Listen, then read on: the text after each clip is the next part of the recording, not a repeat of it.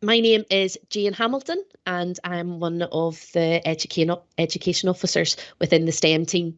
Just a few bits and pieces regarding accessibility. You can turn on live captions if you wish. If you could just make sure that your camera is off and your microphone is muted as well, just to avoid like the picture kind of jumping about and things like that. We have my colleague Janie Irving, another STEM education officer, is going to be manning the chat.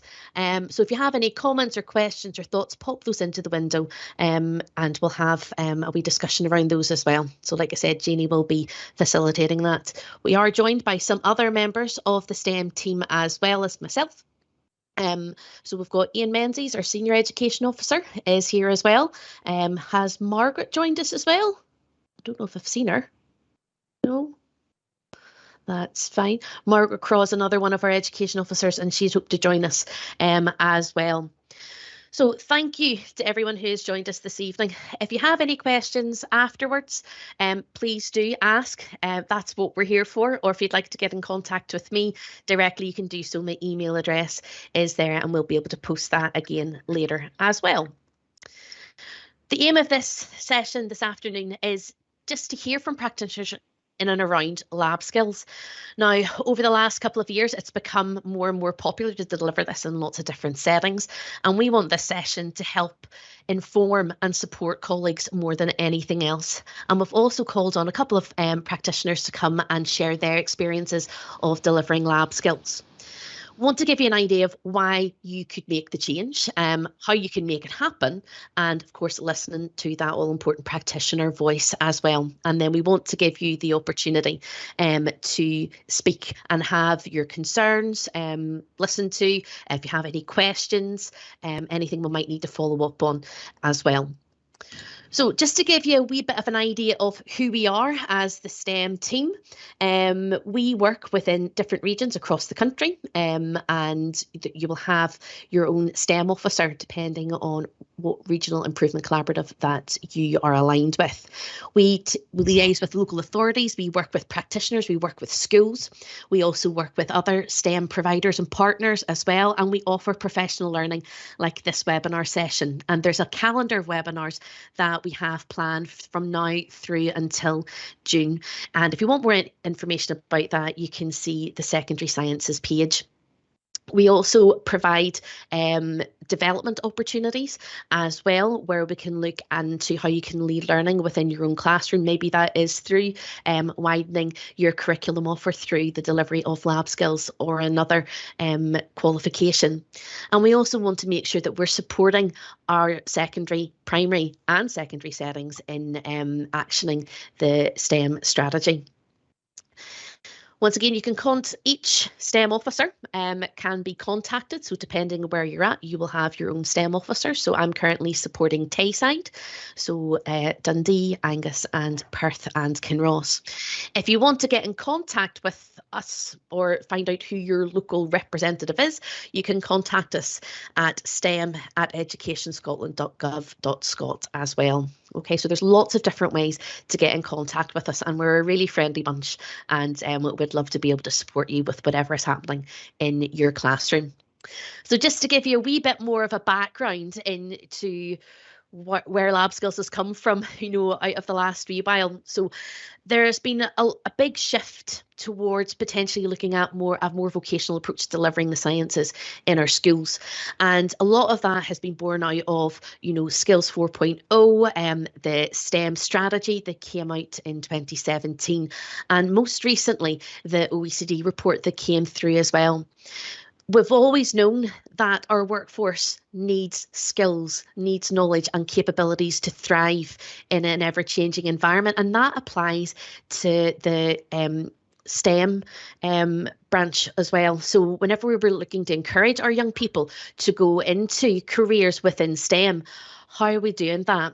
Are we saying you need to have X, Y, and Z to do it, or are we saying there's another path in order to do that? So it's a case of how can we support all of our young people to engage with the STEM industry and potentially move into a career within that. Moving on, The second report that came out from the OECD's focused more in on the upper secondary student assessment. And the one thing that really struck me whenever I was reading through that was it's this idea, how can we better integrate academic and vocational strands? So how can we marry these two together? How can we ensure that our young people are getting academic qualification, but also qualifications that give them the practical skills in order to succeed in the workplace? So how can we offer a broader range of curriculum options? And you guys are all here this evening because that is part of what you would like to do. You want to have that broader curriculum offer because you know the young people sitting in front of you and you know that they need something a little bit different. So a little whistle-stop tour of laboratory science, level 5. Once again, I do realise that this might not be new. You might think, yes, we know this, but I think there are some people here this evening who aren't aware, who have no insight at all into the course. So we've got our 4 units that you cover: careers in lab science, working in a lab, practical skills, and the practical investigation. Unit 1 has to be done over the course of the year. So if you have young people who are Christmas leavers, this is something that you need to be aware of because they might not actually get every single unit in the course. So it's really important that you come into this fully aware that if you're going to have a lot of Christmas leavers, they might get 1 or potentially 2 units before they go at Christmas. Or if you manage to keep them on, they can get the full course award. With the careers one, Faraday's going to talk to us a wee bit more about that later on. But it's a really good way to give the kids an insight into what their next steps could be. It's where do you go from lab skills? What's the next step in pathway going to be? In Unit 3 are pretty self-explanatory. Like learn serial dilution to make up solutions, microbiology, and the number surpass my own microbiology skills. It's wonderful to see, you know, because they get really into it and that skills develop. With the practical investigation, if that happens, I'll keep a wee eye out just in case. Moving on, the practical investigation, I tended to do this at the end, around about March time. I see my signal's kind of going out a wee bit as well. I'll keep talking because usually if I do a wee monologue, it eventually catches back up again.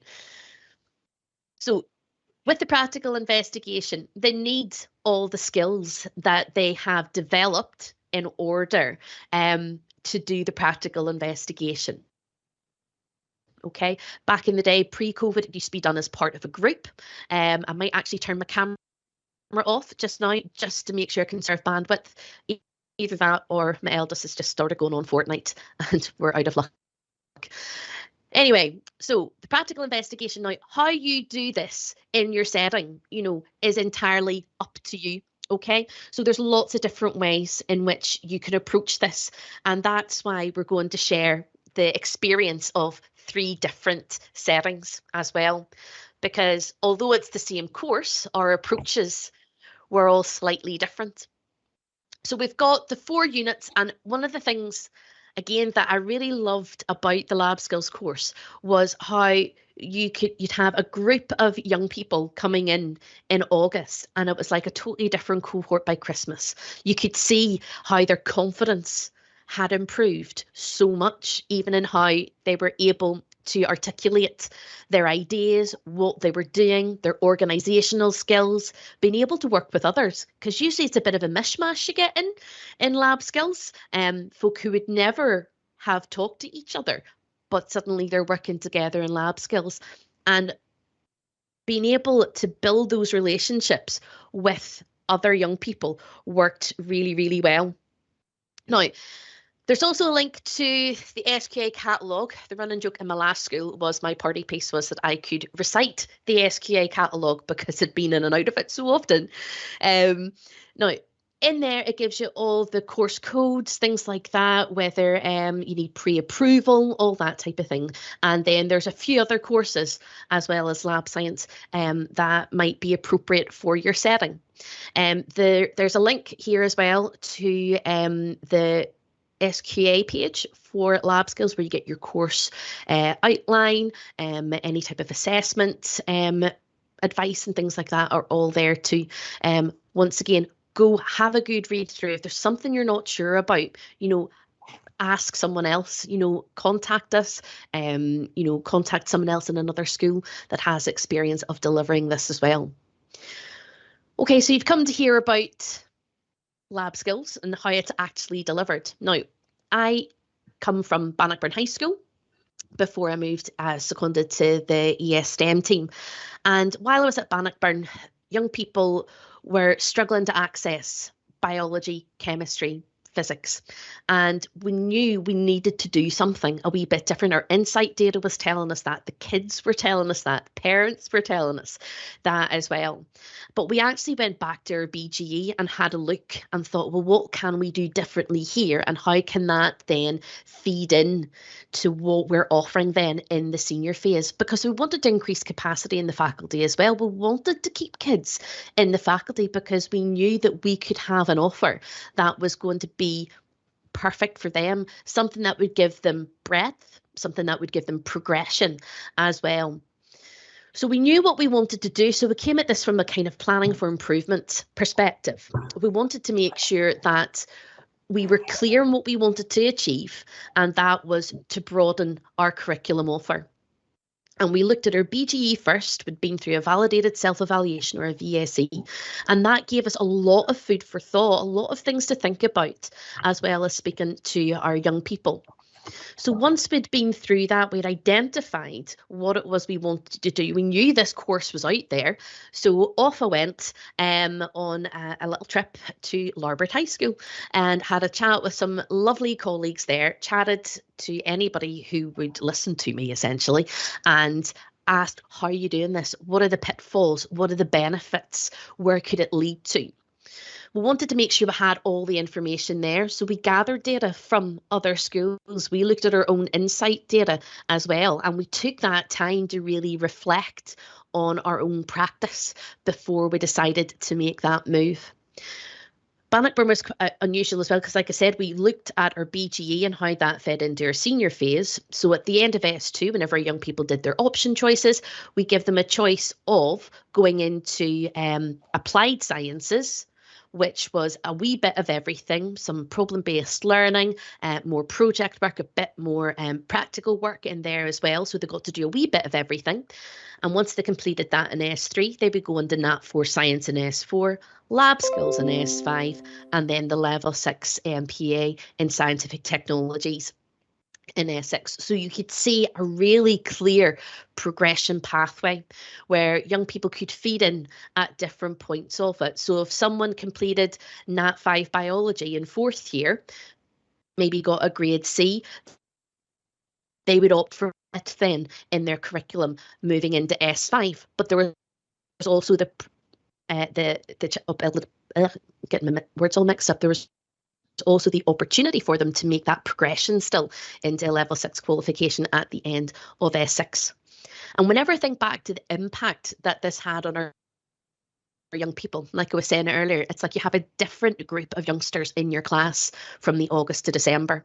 How you see their confidence increase, how you can see them interact with each other, and even the physical skills that they are picking up. You know, we did have to be honest, we did break 1 or 2 burettes, not many, just 1 or 2, but eventually they got to the point where nothing got broken, apart from the odd beaker.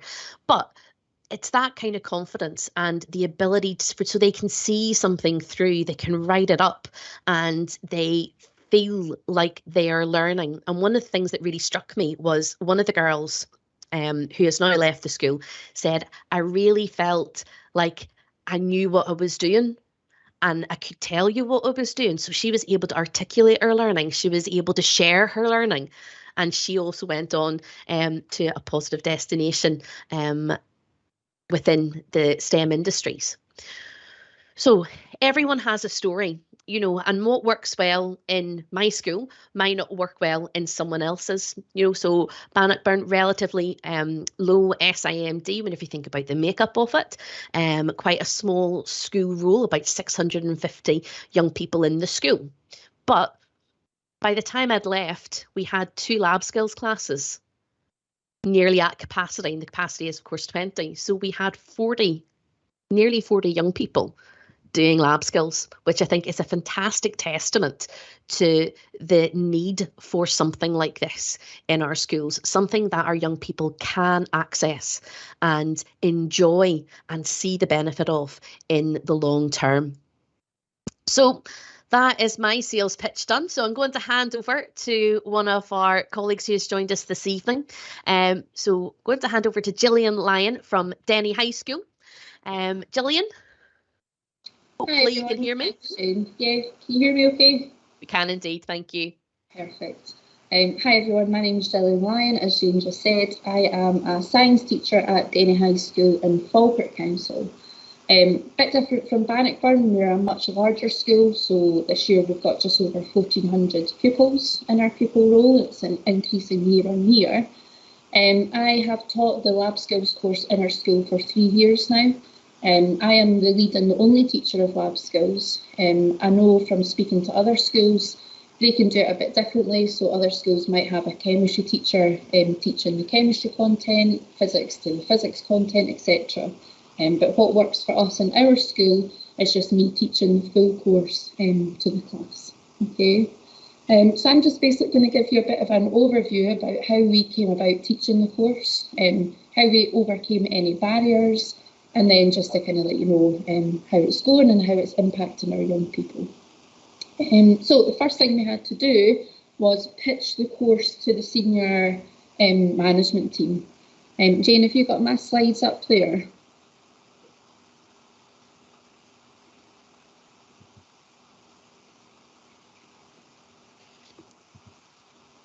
Can you see my screen? I am presenting. Yeah, awesome, thank you. I've got the first one up. Nice. Yeah, right. I've just, yep. Sorry, my computer's on a bit of a go slow. It's appeared now, thank you. So within our school, we've got lots of different kind of PEF-funded roles. One of them was like a raising attainment role. And it was actually my colleague, Katie Sharp, who was in that role. And she was tasked with identifying where and why we were losing learners from the department. We kind of realised that we had a lot of learners who were really enjoying science, but weren't quite to the capabilities of National 5, especially around like the National 5 assessment, like exams, etc. So we had a lot of pupils that were telling us that they wanted to continue with science, but they had already got a National 4, or they had felt disheartened that they hadn't been recommended for National 5, and so they weren't picking any science at all and dropping off from the department. We then worked with the Positive Pathways team within the school to try and come up with a sales pitch to senior management to say why this would be beneficial for us to offer lab skills. And it was received really well by senior management. At the end of the day, if we're proposing a plan to try and improve attainment within the school, why wouldn't they be on board with that? Once it got its approval, it was then my PT that approached me and asked me to kind of lead the development of the course. So that's when I got involved. Why lab skills? So we were initially thinking between kind of lab skills and applied sciences. So we had to decide between the both. So we worked with the DYW team within the school, and we kind of looked at several different things and based our decision on 2 main things. So the projected workplace requirements for businesses and employers in our area. We liked the lab skills course because it had a real focus on developing skills, and for our kind of area in Denny, we've got lots of pupils that have been successful in getting science apprenticeships, so we liked that the skills were kind of geared towards that. As Jane was saying, we kind of networked and we spoke to other teachers in other schools who were running the course, and they found it to be very successful. So that's when we decided, okay, we're going to go for lab skills. Once we decided that, as I said, we needed it because we wanted more learners to be successful within science. The course is great because it offers such a perfect mix of like challenge, but also support, because there's no final exam at the end. You just gather evidence as you go throughout the course. So in my years teaching it, I've had quite a lot of pupils that have been quite poor in literacy and numeracy, and they would not have managed to get a National 5 in another science. But because I can support them more throughout the course and the assessments are done, little and often, they have then managed to achieve a National 5 in lab skills. We've also had pupils that lab skills has been a little bit of a stepping stone, so especially towards chemistry. So we've had pupils that have taken lab skills and then went on to be successful in getting a National 5 in chemistry, and we see that as purely because during their year in lab skills they've had a lot of opportunities to develop their skills and their confidence as well, mainly. It's also inclusive to loads of learners, as I said, no barriers to assessment. So when we wanted to start the course, there were obviously our own barriers that we had to overcome. The biggest issue that we had was funding. Obviously it's a practical course, so we needed to get more materials in to be able to actually deliver the course. We didn't have the money for that, to be perfectly honest, so within Falkirk Council we reached out to other schools and we borrowed equipment from them. So we borrowed microscopes, we borrowed lab coats, etc., so we could get the first year up and running. It was then agreed with the resource manager in the school that any other materials that we could take out the S1, S2 science budget, which has worked really well for us. And over the past few years, it's just been a case of building up our materials little and often. Like once a year we'll buy a microscope, like a really good microscope, and it'll just take time to build up our resources. Staff buy-in. Obviously in a school, if you want to deliver a new course, you've got to get a teacher to do that, and I think it can be quite overwhelming to staff to think that they're going to have to deliver a course that's never been done in the school before and we don't have any resources for. So obviously the PT approached me and asked me if I would do this, and I was more than happy to do this because I knew I had his full support. He also had contacts of other teachers within Falkirk Council that already delivered the course, and he was happy to arrange for me to be out of school visiting these schools to see how they do it and to see if they'd be willing to share any resources. And then Jane herself was kind enough to let me go into Bannockburn as well. So I felt confident that I wasn't starting this from scratch. I had lots of colleagues that shared their resources. I recently went on the CERC Lab Skills course as well in Dunfermline. That was invaluable, so that was great. I'd really recommend that. And then you've got like the Teams pages where people share resources as well. And again, I borrowed resources, and then over the years, as I went along, I've just kind of edited them to suit our school and to suit our pupils. The last challenge we had was kind of targeting the right pupils. We basically wanted it to be this opportunity for pupils to achieve a National 5 in a science. And because it is a practical course, we were looking at behaviour. We were worried that it would end up being a class for pupils who were unable to behave and therefore unable to kind of progress through science, through biology, chemistry, physics. So we had to really think about what pupils were we going to let into the course, and the first year was a bit of an experiment with that. The first year that they led the course, they were trying to put in 10 pupils with really serious behaviour issues and really quite problematic attendance as well. So we had to kind of figure out ways to overcome that. But to be honest with you, it's such a great course to teach, and because it is so practical, a lot of the pupils really do enjoy it. So you do find that they are really engaged into it, and I feel like that in itself overcomes some hurdles to do with behaviour. So as I said, we've been teaching it for 3 years now. Let you know a bit about how it's going. We've had lots of pupil feedback, so we kind of get pupil feedback as we go along. So lots of pupils tell us that if it wasn't for lab skills that they might not have got a National 5 in a science. We've got loads of pupils that have really enjoyed science, but as I said, have been disheartened because they've not been recommended to continue with biology, physics or chemistry. So this has given them that opportunity. The pupils love it. as I said, it's very hands-on, lots of practical work, and well, as I'm sure you all know, if you're science teachers, practical work is, what the pupils love the best. We don't win them all. I think the bit that some people struggle with the most is the whole science careers research. But again, over the years, I've developed that to try and make it a bit more interactive. So working directly with employers, setting up Teams meetings, and then hopefully in a post-COVID world, being able to go out and visit employers that have employees that use the skills that we're developing in lab science. So overall, it's been a total success in Denny so far. Pupil feedback has been great.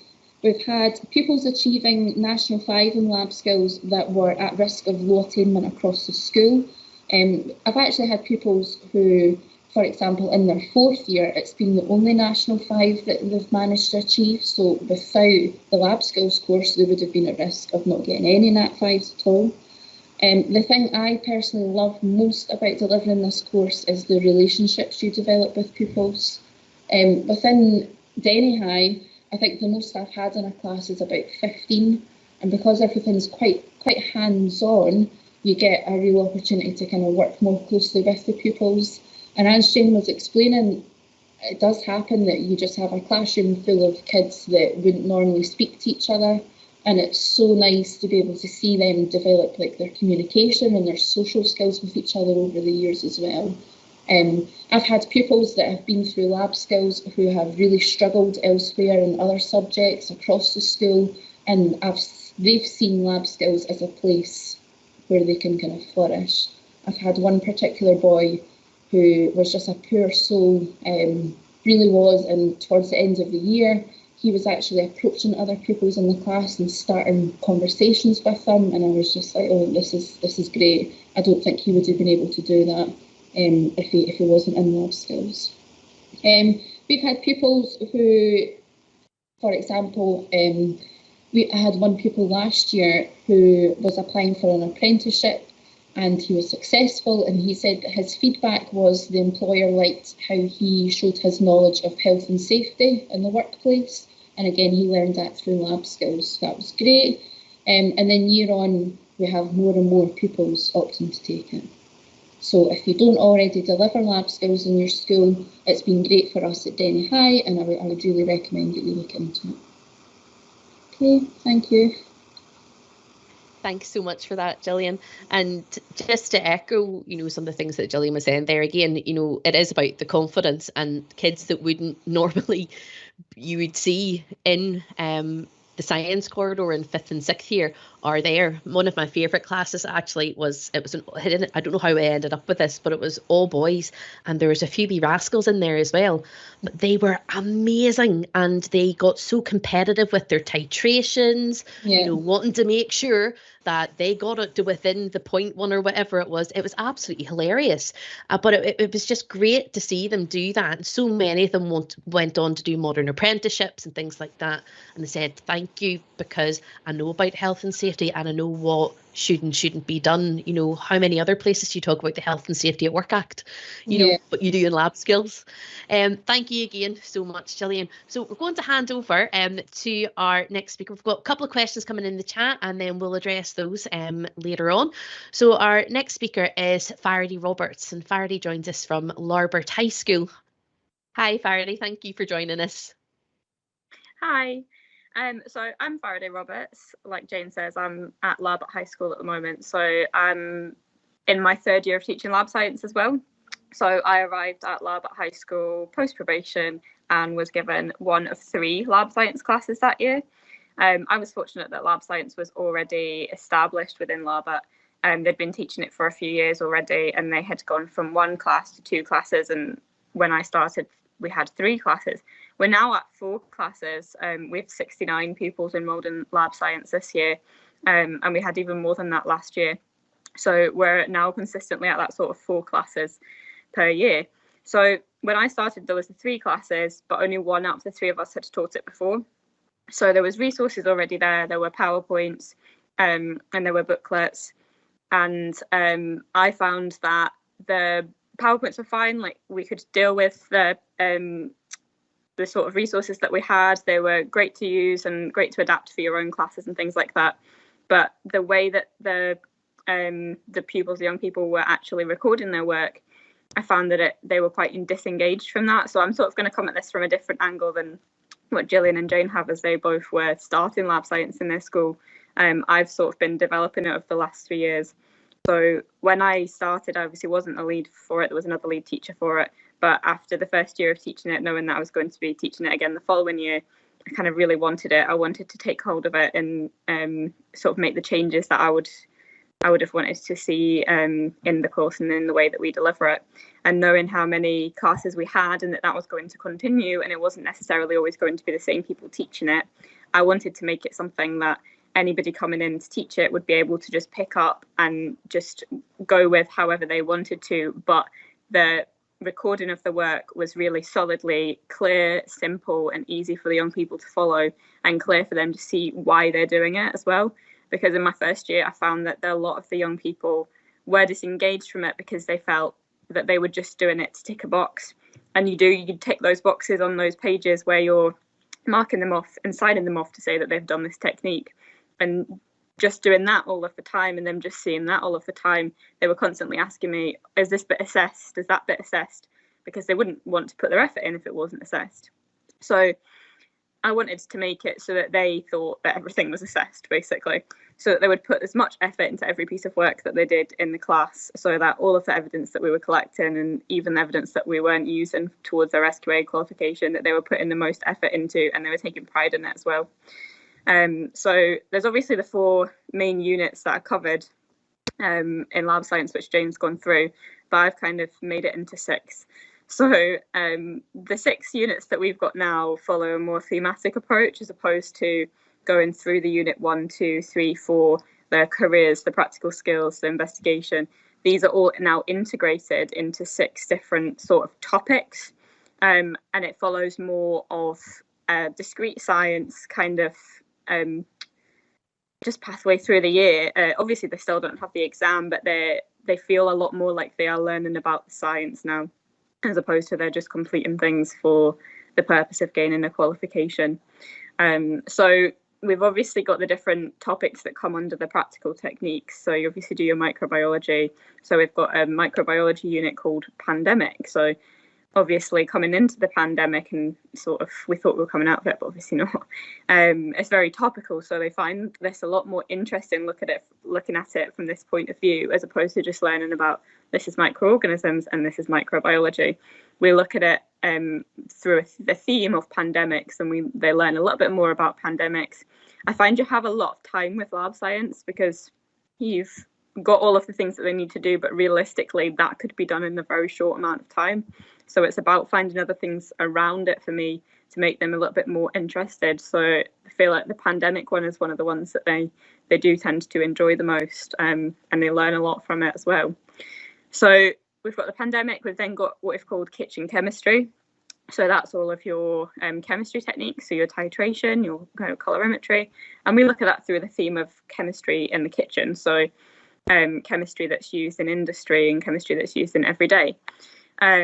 We also have then our sort of physics topics, which we've split into 2. So the radioactivity, that's one of the techniques that they have to carry out, but they also have the scientific instrumentation that they have to do.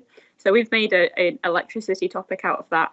There are certain practical techniques that they have to do where there are options. So we chose that we would look. Oh, I'm sort of giving yeah. Can everybody else still hear me okay? Yeah, I can still hear you. I think I'm echoing a little bit, but I'll keep going. So we went for the electricity. So we look at circuits, we look at using multimeters, and we link that into careers as well. So all of them actually link into careers, but I'll talk about that a little bit later. But we found with using electricity, I personally in my classes have had a lot of the young people who are interested in being an electrician. So that a lot of them have found that has sort of been an in for them, the electricity topic that we do, and again learning about the health and safety like has been spoken about already. And then, so there are our sort of topic booklets that we have. So these are made up of different activities and tasks and instructions and methods for their practical skills. They've got templates for their investigations. So again, I'll talk about the investigations in a little bit. And then they've also got the tick sheets that you have to tick and sign off. But those tick sheets are behind the method of what they need to do, or behind the instructions of what they need to do. So it's very clear then for you to know, if you're a new teacher, if you're a teacher teaching this for the first time, you're going through this booklet and you're like, okay, that's where I have to sign off for that practical, and it just makes it a little bit easier to follow. So for each of these, we have got the booklet, which we have been printing, but we probably would be taking that digital soon, and a PowerPoint, and then a technician's guide, so all of the stuff that the technicians need to get together for us. We've then got the other two, so I've got Work Ready and the Health and Safety Workbook. So we've already spoken a little bit about the Health and Safety at Work Act and the risk assessment stuff that they need to know about, the COSH handling. So all of that stuff I've put into one booklet, again with a PowerPoint that goes along with it. It's made a little bit more practical, a little bit more interesting. There's video links for them to watch and find out about different PPE. Again, a little bit topical now, because PPE is something maybe they wouldn't have really known about before the pandemic. And then in terms of the work stuff, so their careers, like Jill and Jane have both said, they are quite disengaged with the careers part, regardless of the fact that it is a skills for work course and they are told about that when they choose it. They don't seem to really take that on board, and they tended to get very bored with doing the careers research, and they also have to build a CV, which they hate doing. So in this booklet, we've got the careers as in the CV and that aspect of it, and then the rest of it comes into a different part. So the careers part, I've sort of gone down the track of, this is a skills for work course. They've got a booklet. They're going to spend a few weeks making a CV, learning about how to prepare for a job interview, learning about how to complete a job application. They do practice interviews with each other, which I've found they actually really enjoy doing. I was going to do practice interviews with another teacher, but that was behaviour dependent, so that one didn't go down very well. They have to build their CV, so I get them to do a few practices of CVs. I've got loads of links to My World of Work in that as well, so they use the My World of Work website a lot when they're using that, so it's just really good practice for them. Some of them have gone on to use the CVs that they have made in lab science to apply for jobs, and it just gives them a bit more of experience of applying for jobs and things like that. In terms of doing the job research, I've just integrated that into each of the other topics. So when it comes round to the end of that topic, or when we have a period timetabled into a computer room, we do have our iPads now, so that's been really handy. But they will do a bit of research on a career related to that topic. So obviously they have to do, they have to do one from a local job, a global job, and a national job. So when it comes around to the time where they're going to do their job research, we go on to Indeed.com, and I've shown them how to do job searches, and all of that is in the booklets as well, like the instructions on how to do a job search, because they really don't know how to do that. And they don't know how to identify whether it's local or global. They don't know how to identify what industry the job is from, and these are all things that they need to do. So all of that stuff is integrated into these booklets, because again, from a teacher's point of view, that's a hard thing to be able to teach them how to do, to identify what industry is it from. So they're now sort of into the routine of that. Oh, was that hand raise? So they sort of get into the routine of that after a while. They do need to do 3, but I do get them to do a lot more than that, so that they have options of which one is good enough really to put forward for their portfolio at the end. So they do multiple from each of those booklets, and because they've already learned a lot about the science behind it and how it does integrate into the real life, they find it a lot more interesting to actually then go and research. So when they do radiation, a lot of them look into radiographers, electrical engineers, microbiologists, or different sort of research scientists. And when they look at the kitchen chemistry one, a lot of them tend to look at people who are chemists for food manufacturers and things like that, and they learn about a lot of careers that they didn't already know about.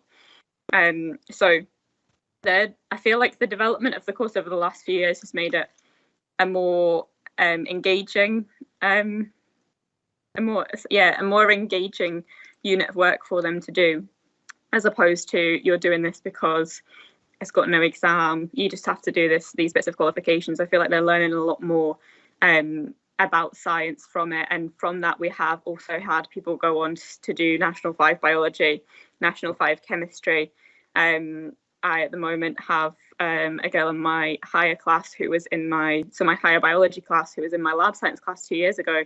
She went on to do National 5 biology last year, got an A, is doing higher biology this year. So it's definitely suitable for a wide range of pupils, people who maybe need just that sort of stepping stone before they can do a discrete science, and it does work like that as well. In terms of other progression at Larbert, this is now our third year of doing health sector. So it's another skills for work course. It's also a National 5 course, but it is a progression pathway for us from lab science. So in the first year that I was here, that was the first year they were running health sector. They had 2 classes. Last year they only had the 1 class. So the first year it was 2 smaller classes. Last year it was just 1 class. And then from the progression from our 4 lab science classes last year, we've now got 25 pupils over 2 classes in health sector this year. And it does tend to be something that is a lot more accessible for most of the pupils who are finishing the lab science course and passing it and wanting to do something that's still related to science, but maybe they're not quite interested in doing a discrete science. The health sector course also works alongside other discrete sciences as well. So there are some people who will do it alongside biology. It's obviously useful for those who are wanting to go and work in the health sector, nurses, and other health sector careers like that. So we have got that sort of progression pathway set up at the moment, and it is again what we will do next year. We will recommend that a lot of our lab science pupils take on the health sector. We'll probably still have the 2 classes, if not possibly more, next year. We've got a lot of pupils who are showing an interest in like learning about science, but not wanting to be in a discrete science within an exam. So it has been a really good progression pathway, and there are a lot of pupils who are getting a lot out of it.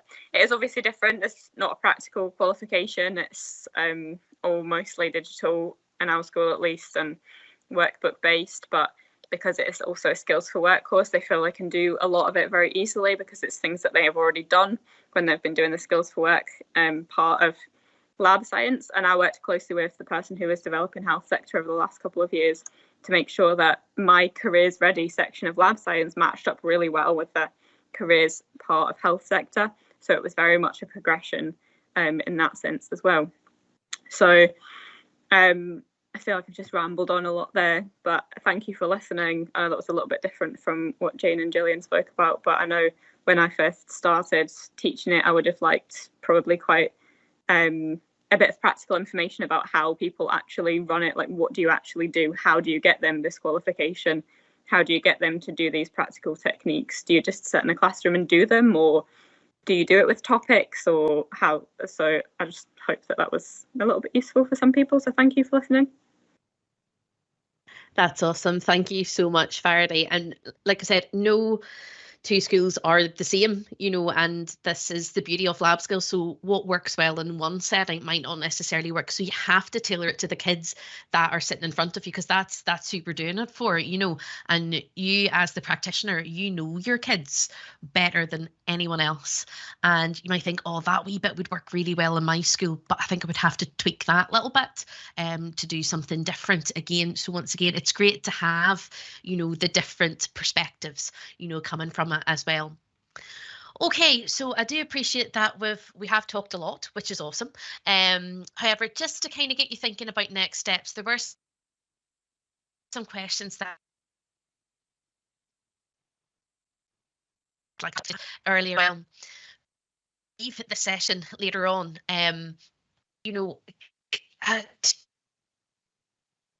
Sometimes we can be quick to rush into them, but I think actually finding the time to stop and think and reflect, yes, this is definitely the right thing for us to do, to find out more information. So I want to set up a professional dialogue again. Just see, I might have broken up again. I'll turn the camera off. And hopefully that might come back again. I'm looking for a wee thumbs up if you can hear me. Maybe, maybe not. Can you hear me? Hey, oh God, big thumbs up from Jane. Awesome. So what we'd like you to do, just take the time to reflect and think about, well, what would my next steps be? There are a couple of things that you could potentially do within your faculty. Want to have a look at a nice wee rubric that was used in Tayside about the principles of curriculum design, looking at saying, well, we have progression. Do we have a coherent curriculum? Their breadth, is it relevant? And I think my sound has just gone again, so I'm just going to keep going. I'll reconnect and you'll be able to hear my chat. I'm assuming you can all still hear me and it's caught up. So that's something that's available as well. And if that's something you'd like to discuss further, then please do get in contact either with myself or with your regional STEM officer. There's also the STEM self-evaluation and improvement framework. And once again, it's a really good tool to help you stop and take stock of where you're at as a faculty, as a department, or even as in your own practice. There's lots of ways in which you can get support and your colleagues as well in different schools who want to connect and share that good practice. I'm assuming that you're all here because you've joined the network. If you know someone who hasn't, encourage them to join onto the Secondary Sciences Network, just as a way to connect with others, to share their experience and to access that will be coming up. Now, going to go to questions just now. There is for, and this once again will really help us. Oops, I went a wee bit too far there. How do I go back one? There we go. So got a wee QR codes there up on the screen. What I'll do as well is once I've closed down that screen and we'll go to questions, I'll pop it into the chat bar as well. Okay. Your feedback is really important to us. We couldn't do this stuff without you guys. And providing a service that is going what's happening in your classroom right now. So please do carry out the evaluation for us once the session is over, because we really do want to hear back from you. So, Jenny, we did have questions in the chat pane, didn't we? Yep, I'm just having a wee look. Stop presenting, because that might help as well. I'm just adding in, somebody asked how you join that team. So it's a Glow Microsoft team. So I'm just popping the joining code into the chat for that just now. So we have about 500 members now of that Secondary Sciences Network, because I was having a wee look the other day, and we have got channels for the different subject areas. It's very exciting. Lots of chat and things going on. We have got one specifically set up a channel for lab skills where people can share and continue that discussion. We've got quite a few questions. Some of them have already been answered. There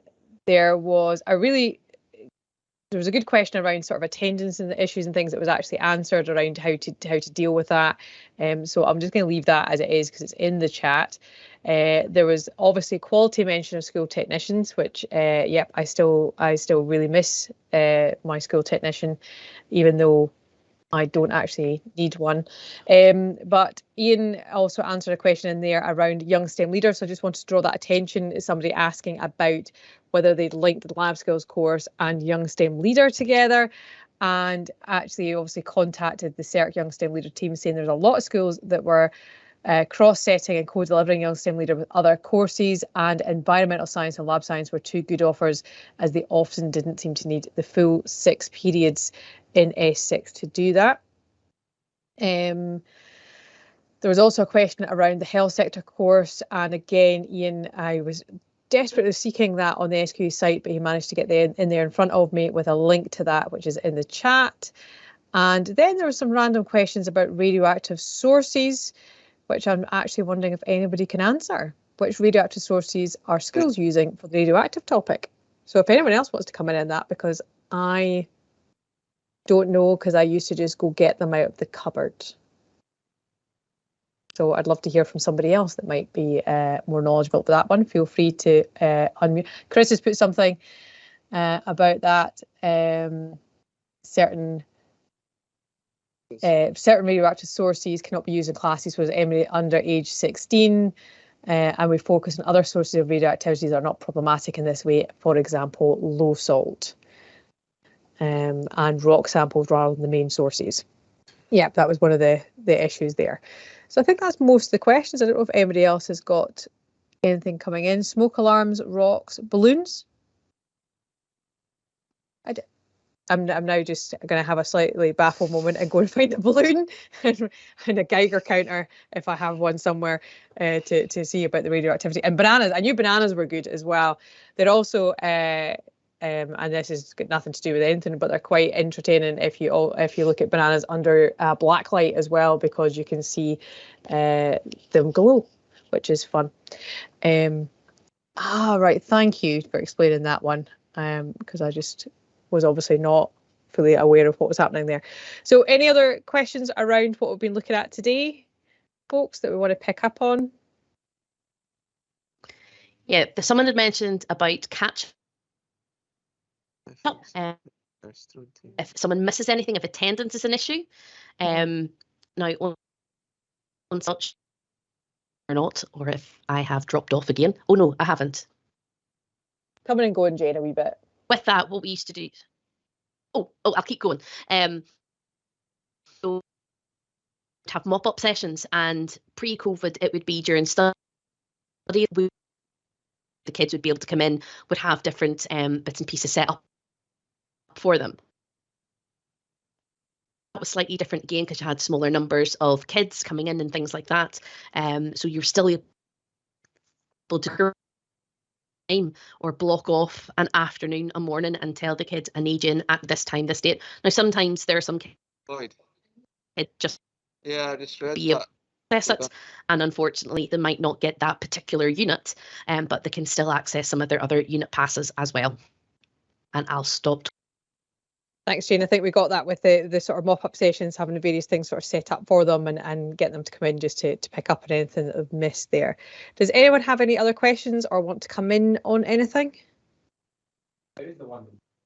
I can hear some background noise if somebody's unmuted. I'm just wondering if they want to come in with a question.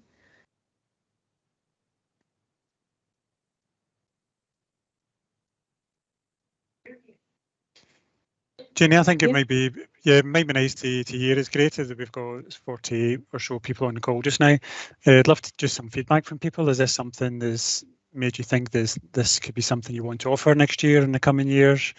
Are there any other sort of remaining issues for people on the call in terms of challenges they think they might have to overcome? So it'd be lovely to get some feedback, even if people want to come on in person or put some comments in the chat as well. It's great to see some positives from Mr. Smith, Mrs. Rennie and Dr. Morrow. And also be great to hear from people if they think this might be something they might have a challenge in the school in terms of persuading senior management team to go for it and so on.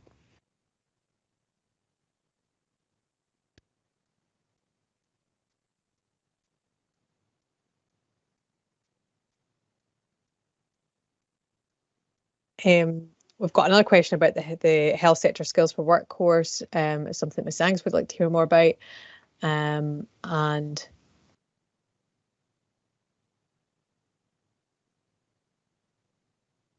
yeah, with regards to the other courses, the likes of health sector, additional, the foundation apprenticeship and other national progression awards, we are running another webinar later on in March where we're going to focus in on some of the alternative courses that are available within the science, so whether that's health sector, practical electronics, scientific technologies, level 6, we are going to be looking at some more of these courses. So it's good to know that there's a lot of interest out there in health sector as well. I also spotted a question I think might be more for Chris. Lloyd might be able to come in on. Somebody saying they were interested in the mention about the CERC Lab Skills course, and I'm not sure if that's something that's on offer again this year, because I've not been kind of keeping a close eye on that. I was looking at some other courses for primary, was the last thing I was looking at. So I don't know if Chris can maybe pick up on that in the chat for us. Perfect. And the other thing somebody was asking about, if you've not used a Glow Microsoft Team before, I'll hang on at the end and quickly show you. Okay, so if anyone wants, if they've not actually logged into a Glow Microsoft Team, I can show you very quickly how to do that. Yep. I think that was Dr. Morrow had asked me about that one. Okay, thank you, Mrs. Henry. Thanks for joining us. And Jane just popped that link to the evaluation in there as well. I would be most grateful if you could complete that. It's just in the chat. And like we said, there are further webinars happening, so the calendar was sent out. I'm happy to send that out again, just to kind of make you aware of what we have on offer, because once again, we do want to make sure that what we're offering is relevant to what's actually happening in your school.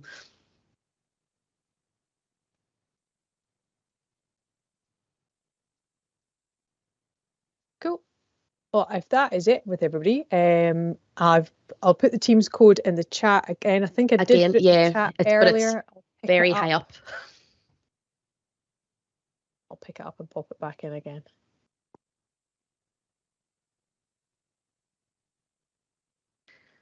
Okay, folks, thank you so much for your time this afternoon. Once again, you have my email address. You can contact us via the Secondary Sciences Network or at stem@educationscotland.gov.scot. So thank you so much. And of course, thank you to Gillian and to Faraday as well for sharing their experiences of teaching lab skills in their respective settings.